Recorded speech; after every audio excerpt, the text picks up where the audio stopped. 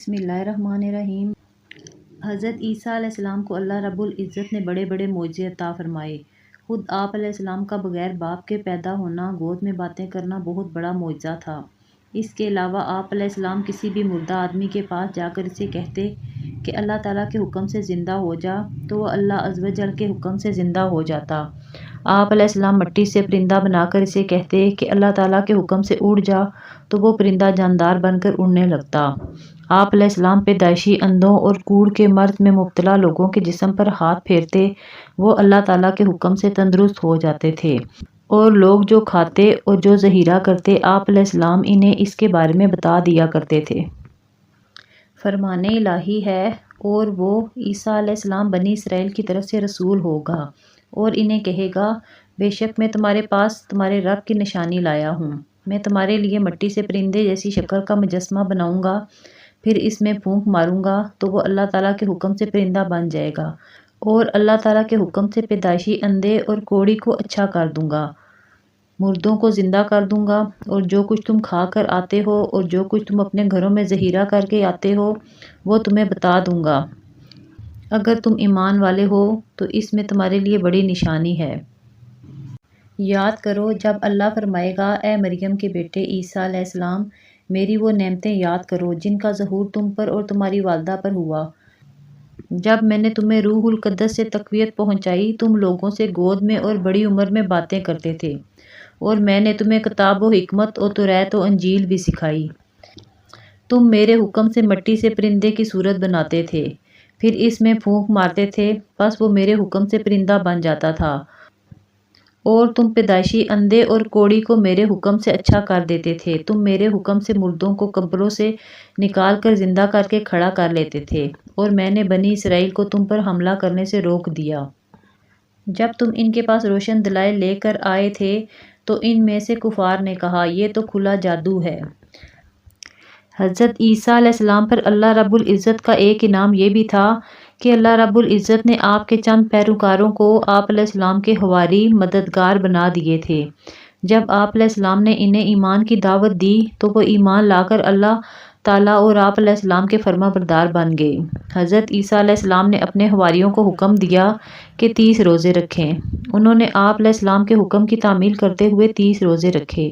جب 30 روزے پورے ہو گئے تو ان میں سے کمزور ایمان والوں نے آپ علیہ السلام سے درخواست کی کہ اللہ تعالیٰ سے دعا مانگیے کہ وہ آسمان سے ہمارے لیے دسترخوان نازل فرمائے تاکہ ہم اس میں سے کھائیں اور معاشی پریشانیوں سے آزاد ہو کر اللہ تعالیٰ کی زیادہ سے زیادہ عبادت کریں۔ حضرت عیسیٰ علیہ السلام نے انہیں سمجھایا کہ اللہ سے ڈر جاؤ، اس قسم کا سوال نہ کرو، ایسا نہ ہو کہ یہ دسترخوان تمہارے لیے آزمائش بن جائے۔ مومنوں کی تو یہ شان ہے کہ وہ اللہ سبحانہ و تعالیٰ پر بھروسہ کرتے ہوئے محنت و مزدوری کے ذریعے رزق تلاش کرتے ہیں۔ حواریوں نے کہا، اس دسترخوان کی ہمیں ضرورت ہے، اس کے علاوہ جب ہمارے لیے آسمان سے روزی اترے گی اور ہم اپنی آنکھوں سے اس کا مشاہدہ کر لیں گے تو ہمارے دل اور زیادہ مطمئن ہو جائیں گے، ہمیں آپ کی نبوت کی صداقت کا پکا یقین ہو جائے گا، اور ہم یہ گواہی دیں گے کہ آسمان سے دسترخوان کا نزول اللہ تعالیٰ کی ایک عظیم نشانی ہے۔ فرمان الہی ہے، اور یاد کرو جب حواریوں نے کہا، اے عیسیٰ بن مریم علیہ السلام، کیا آپ کا رب ہم پر آسمان سے خوان کھانا اتار سکتا ہے؟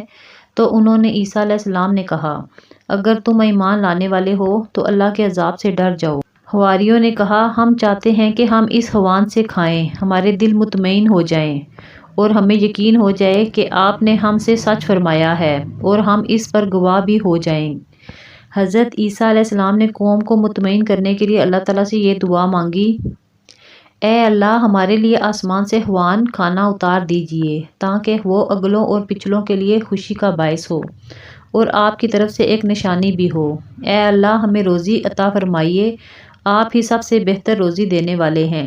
فرمان الہی ہے، اللہ تعالیٰ نے فرمایا، اے عیسیٰ علیہ السلام تمہاری دعا قبول ہو گئی، بلا شبہ میں تم پر وہ خوان اتارنے والا ہوں، لیکن اس کے بعد تم میں سے جو بھی کفر کرے گا تو میں اسے ایسے عذاب میں مبتلا کروں گا جو میں نے دنیا میں کسی کو نہیں دیا ہوگا۔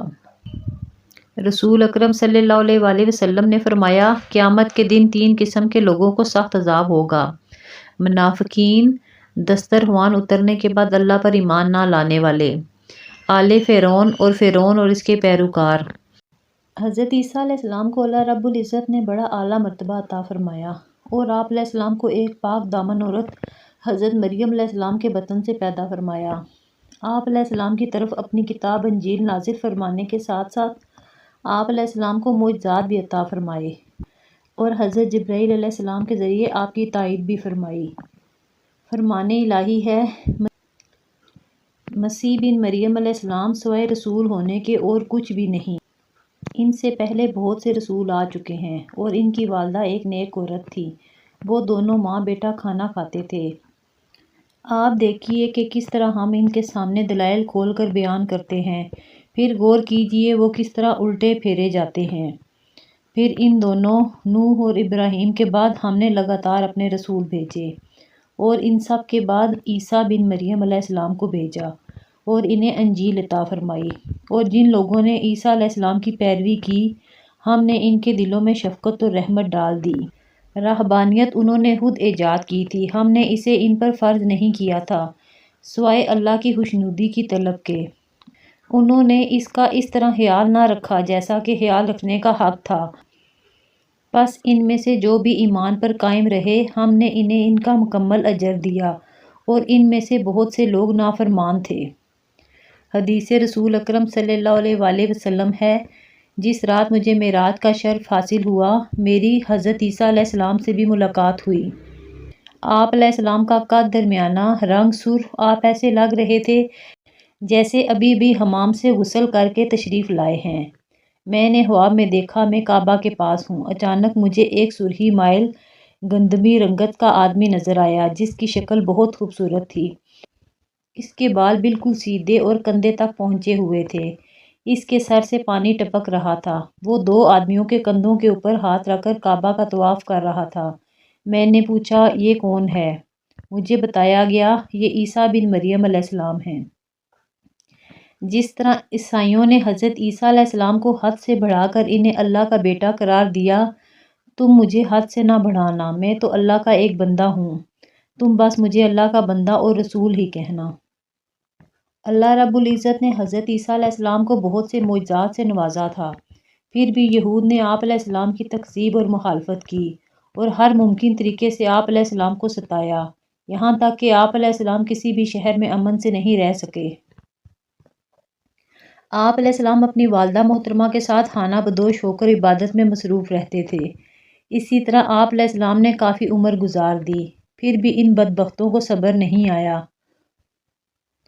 اور شاہ دمشق کو حضرت عیسیٰ علیہ السلام کے خلاف بھڑکایا کہ ایک شخص جو لوگوں کو گمراہ کر رہا ہے اور بادشاہ کے خلاف رعایا کو ابھار رہا ہے۔ یہ سن کر بادشاہ بھڑک اٹھا اور اس نے فلسطین کے حاکم کو لکھا اس شخص کو گرفتار کر کے سولی پر چڑھا دو۔ فلسطین کے حاکم نے اس کی تعمیل کی اور یہود کی ایک جماعت کو ساتھ لے کر رات کے وقت آپ علیہ السلام کے گھر کا محاصرہ کر لیا۔ جب حضرت عیسیٰ علیہ السلام نے یہ معاملہ دیکھا اور آپ علیہ السلام کو یقین ہو گیا کہ محاصرہ کرنے والے گھر میں ضرور داخل ہوں گے یا مجھے گھر سے نکل کر مقابلہ کرنا پڑے گا، تو آپ علیہ السلام نے اپنے رفقا سے فرمایا تم میں سے کون یہ بات پسند کرتا ہے کہ اللہ تعالیٰ اس کی شکل و صورت مجھ جیسی بنا دے تاکہ وہ گرفتار ہو جائے اور مجھے نجات مل جائے، وہ جنت میں میرا ساتھی ہوگا۔ اس پر ایک نوجوان تیار ہو گیا۔ آپ علیہ السلام کی دعا سے اللہ تعالیٰ نے اس نوجوان کو آپ علیہ السلام جیسی صورت دے دی اور حضرت عیسیٰ علیہ السلام کو حالت اونگ میں زندہ آسمان پر اٹھا لیا۔